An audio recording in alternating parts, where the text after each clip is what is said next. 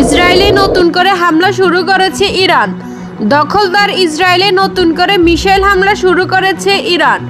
ইরানের রাষ্ট্রীয় টেলিভিশন বরাত দিয়ে আন্তর্জাতিক গণমাধ্যম আল জাজিরা এ তথ্য জানিয়েছে। ইরানের রাষ্ট্রীয় টেলিভিশন জানিয়েছে, অপারেশন ট্রু প্রমিস 3 এর আওতায় 19তম বারের মতো দখলদার ইসরায়েলে আত্মঘাতী ড্রোন হামলা চালানো হয়েছে। গত 13 জন ভোরে ইরানের বিভিন্ন এলাকায় ব্যাপক হামলা শুরু করে ইসরায়েল। এই অভিযানের কোড নাম ছিল অপারেশন রাইজিং লায়ন। তাদের লক্ষ্য ছিল ইরানের পারমাণবিক স্থাপনা, সামরিক ঘাঁটি ও ঊর্ধ্বতন কর্মকর্তাদের আবাসিক ভবন। ইসরায়েলের হামলার পর ইরানও প্রতিরক্ষা হিসেবে ইসরায়েলে হামলা চালায়।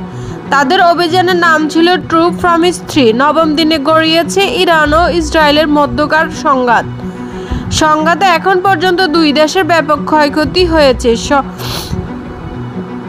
ইসরায়েলি হামলা শুরু হওয়ার পর থেকে ইরানে কমপক্ষে 430 জন নিহত হয়েছে ও 500 জনের বেশি আহত হয়েছেন। ইরানের স্বাস্থ্য মন্ত্রণালয় এসব তথ্য জানিয়েছেন।